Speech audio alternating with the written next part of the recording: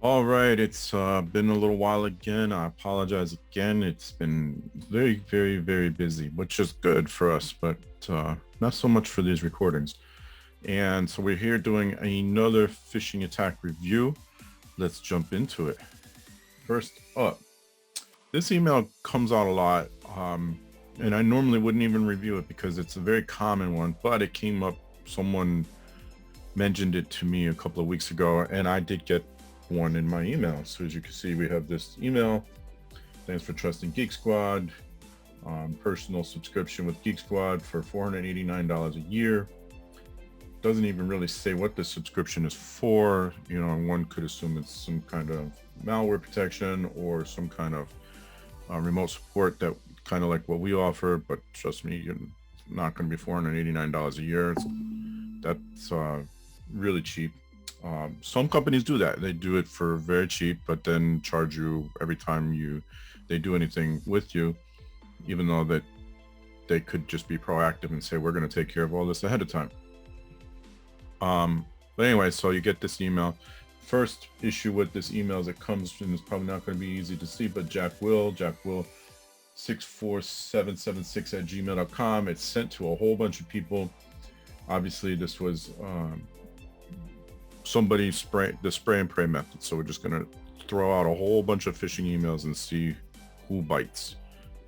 No pun intended, or maybe it was. I don't know.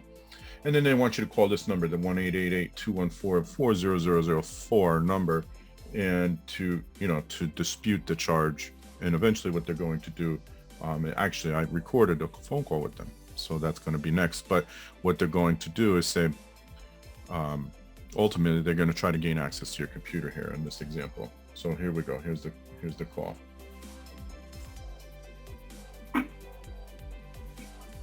Thanks for calling Geek Squad.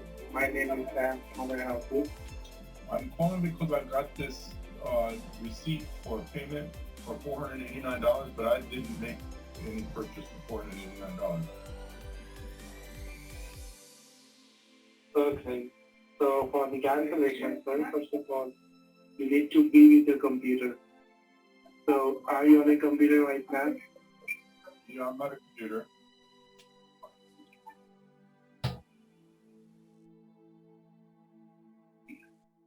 Hello?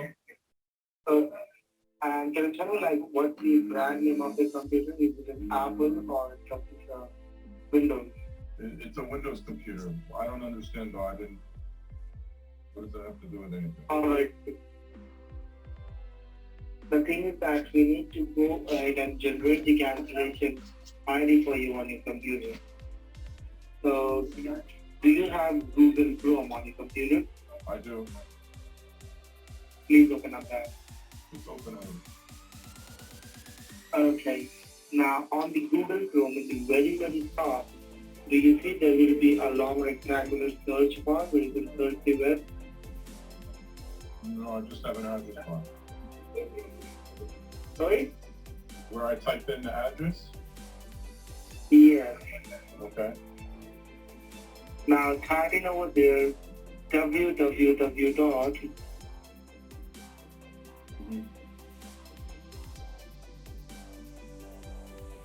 Then the letter T, E as in tiger. Okay. Then E as in English. Okay. Then A as in apple. Okay. M as in Michael. Okay. V as in Victor. Yeah. I as in ice cream. Okay. E as in English. Yeah. W as in Washington. Okay. E as in English. Okay. Then R as in Roger. Okay. Then giver.com, .com. So ptgiver.com? Not T. After www dot, there will be the letter T. T as in Texas. Go to T as in Texas. Yes, I want you to go to teamviewer.com.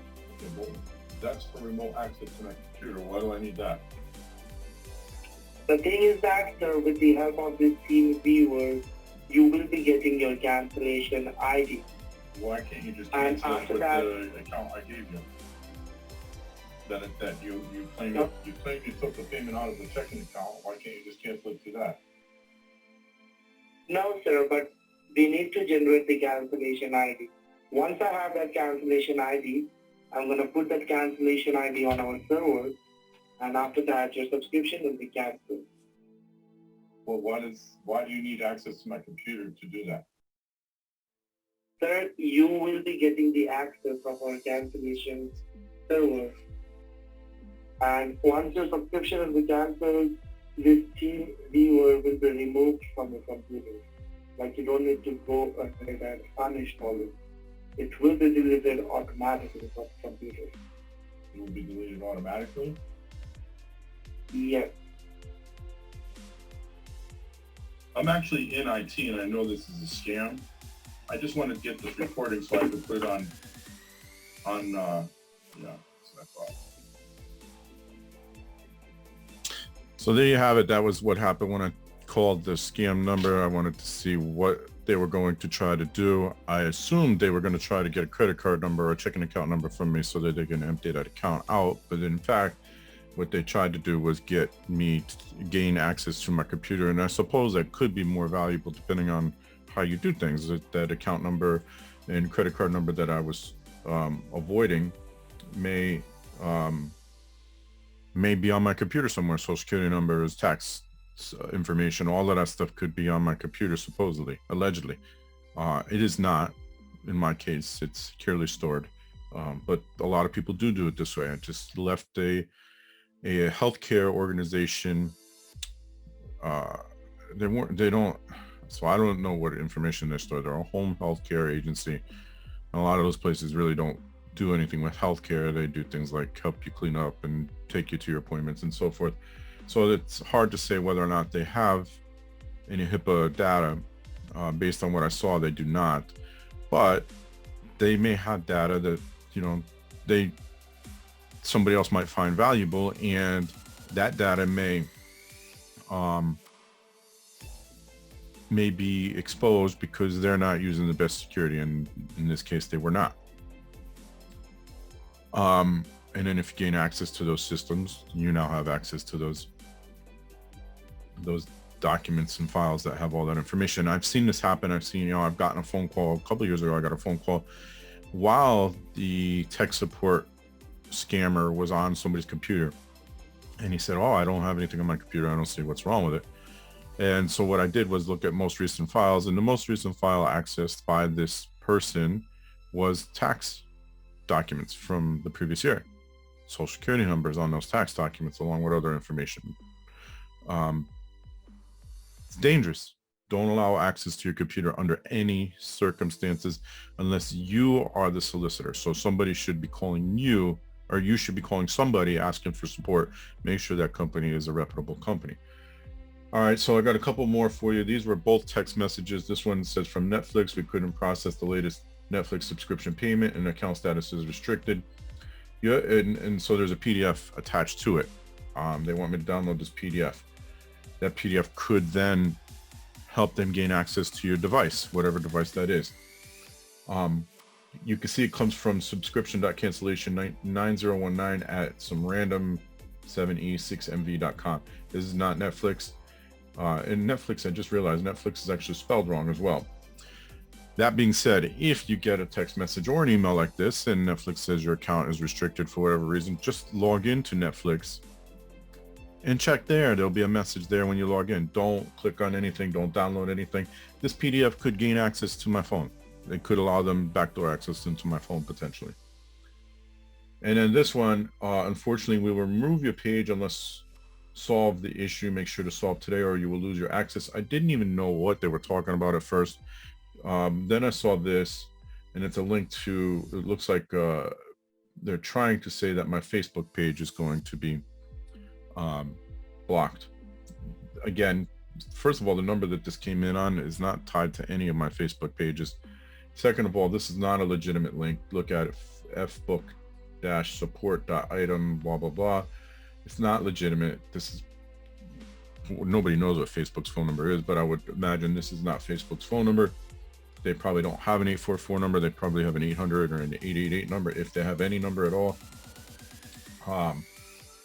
You know, it's just, don't click on any links, unsolicited links. Don't download any unsolicited attachments, text message, email. Doesn't matter how you got it. Just don't do it. That's going to do it for this edition of the phishing attack review.